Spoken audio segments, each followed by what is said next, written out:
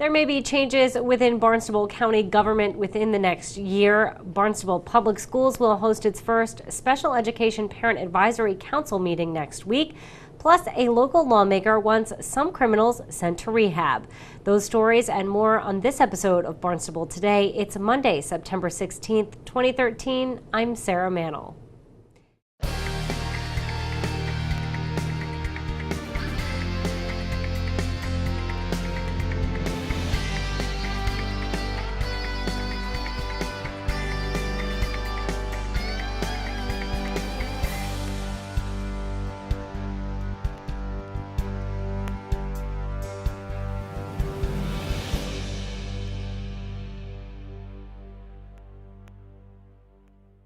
Speaker of the County Assembly of Delegates Ron Bergstrom updated Town Council Thursday on options for restructuring Barnstable County government. Town Manager Tom Lynch spoke with us about some of those options. So they could either keep things exactly the way they are, and that's one thing they're doing. They're going around with I think people will begin to see, they're going around with some public hearings. There's going to be one in October. I'm sure we'll get the date on our news a little later, but they'll be going around to the Upper Cape, the Mid Cape, Lower Cape, and soliciting opinions. They could either keep things exactly the way they are with 3 commissioners and 15 delegates, 1 for each town.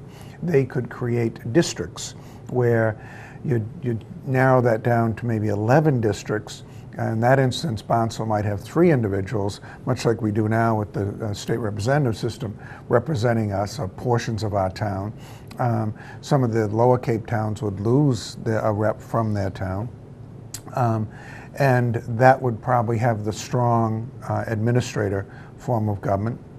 Or there's also talk of expanding the county commissioners, doing away with the assembly, and just having maybe 7 county commissioners and having it represented that way. So there are a couple of other options that could creep in too. I think once they all hear it, Council Kennedy is kind of an at-large representative for the Mid-Cape area, so she'll be articulating, I'm sure, views that she feels would benefit Barnstable. Public hearings will be held over the next few months, and the options will be taken to voters during the 2014 election cycle. The Cape Cod Mosquito Control project is currently under state control. County Commissioner Sheila Lyons talked with Town Council Thursday about the possibility of the project being controlled by the county. Town Manager Tom Lynch says that would give local communities more input. The monies wouldn't change. The monies come right off the top of the cherry sheet. But instead of trying to apply statewide regulations locally, we again could develop our own regulations and operate locally. So that's something they'll be looking at.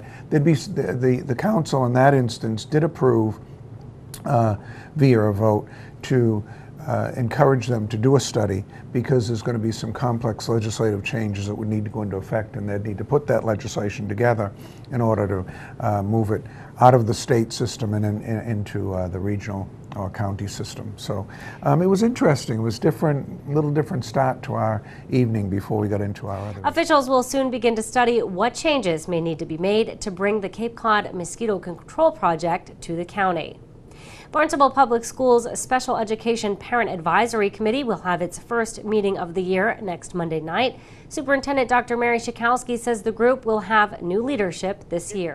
This year we're opening up with a new president, which is Jeannie Randall, and a vice president, Kathy Bent. And the Special Education Parent Advisory Council is going to be having its first meeting a week from tonight, Monday night, at 6:30 at Centerville. And what we've decided this year is to change and rotate our locations, and also be able to provide pizza and daycare for parents who are interested in coming. And it's usually about a 1-hour meeting, and we have a schedule that is posted on our website with various topics, including inclusion, transitions, basic educational rights for parents.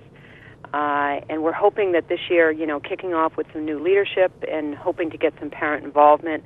I, along with our Director of Special Education, spent 3 days this past spring with 3 of the parents, 2 of the 3 that are now in leadership roles, at a conference in Dedham, working with 8 other school districts around how to improve their special education parent advisory councils. And by law, every school in the Commonwealth is required to have a special education parent advisory council. And this council, its purpose is to advise the school district on matters pertaining to special education. You know, we have a wonderful special education program. We have got our great staff. However, there's always room for improvement, and we're really looking to form a partnership in this coming year with the new leadership, and hopefully parents will join us.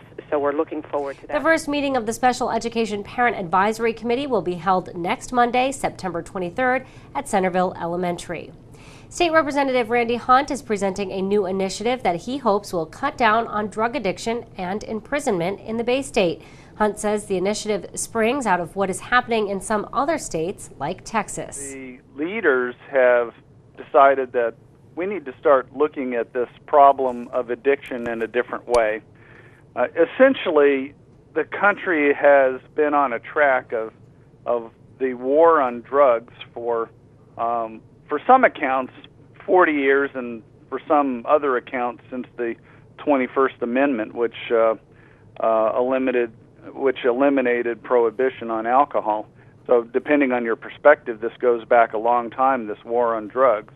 But in essence, you know, we've been banging our head on this wall for the last 40 years at least, a wall that separates where we are on the war on drugs from the other side, which is where we ought to be in actually dealing with addictions and the underlying causes of many, many crimes, and the reason for a huge percentage of people to be in incarceration.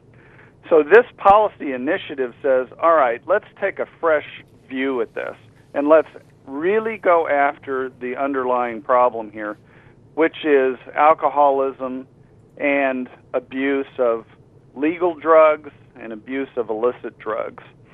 And so what I found out in doing this research is in Texas, back in 2005, they implemented a law that requires treatment for people that are nonviolent criminals who have addictions. It's not an option. And in that change in the way that they deal with it over the next 7 years, what they found out was they started reducing prison population. They started getting people back on their feet because they were in treatment, which is where they needed to be. And on a sidelight, I can tell you this: most addicts do not check themselves into treatment. They need to be forced to go into treatment, either some interdiction by, you know, the family, or the fact that they do get arrested and convicted, and then they have this option for treatment. You know, most people don't actually face their addictions by themselves. So through the court system, by forcing people to go into treatment, maybe they have a relapse or two or three, but because treatment is so far less expensive than incarcerating people, will save money overall. And what Texas has found out, two things: they closed a prison for the first time since the state became a state in 2011 without a replacement prison. And this past legislative go-round, they have authorized the closing of 2 more prisons, while at the same time they're down to a 40-year low in their crime rate. Hunt says violent criminals would not be considered for a drug rehabilitation program. Preliminary town council elections are tomorrow for precincts 6 and 12 only. Polls will be open tomorrow, September 17th from 7 a.m. until 8 p.m. This election will determine who will run for the town council seats in those 2 precincts in the town election on November 5th. Precinct 6 has 4 candidates to choose from: William Crocker, Deborah Converse, Michael Hersey, and Joseph Pino. In Precinct 12, choices are John Norman, Mark Despotilis, and Donald Lind. The 2 top winners of this election will be on the November ballot. Again, the preliminary election will take place tomorrow, September 17th, in Precincts 6 and 12. For Barnstable Today, I'm Sarah Mannel.